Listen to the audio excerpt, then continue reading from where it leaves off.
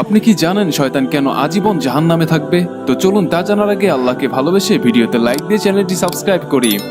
তো যখন কিয়ামতের পর আল্লাহ সুবহানাহু ওয়া তাআলা নেক ব্যক্তিদের জান্নাত এবং গুনাহগারদেরকে জাহান্নামে পাঠিয়ে দিবেন, তখন শয়তানকেও জাহান্নামে পাঠিয়ে দেওয়া হবে। শয়তান 1,00,000 বছর জাহান্নামে পড়ে থাকবে। তখন আল্লাহ সুবহানাহু ওয়া তাআলা হুকুম দিবেন, শয়তানকে জাহান্নাম থেকে নিয়ে আসো, এবং হযরত আদম আলাইহিস সালামকেও জান্নাত থেকে নিয়ে আসা হবে। তারপর আল্লাহ রাব্বুল আলামিন শয়তানকে বলবে, হে শয়তান, তুই আমার নাফরমানি করেছিলি যখন আমি তোকে হযরত আদম আলাইহিস সালামকে সিজদা করতে বলেছিলাম। আজ হযরত আদম আলাইহিস সালাম তোর সামনে দাঁড়ানো, আজ যদি তুই তাকে সিজদা করিস তাহলে আমি তোকে ক্ষমা করে দিব।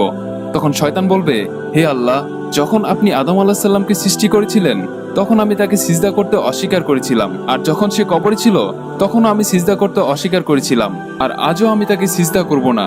এরপর আল্লাহ সুবহানাহু ওয়া তাআলা দ্বিতীয়বারের মতো শয়তানকে জাহান্নামে নিক্ষেপ করবেন এবং শয়তান সব সময়ের জন্য জাহান্নামী হয়ে থাকবে।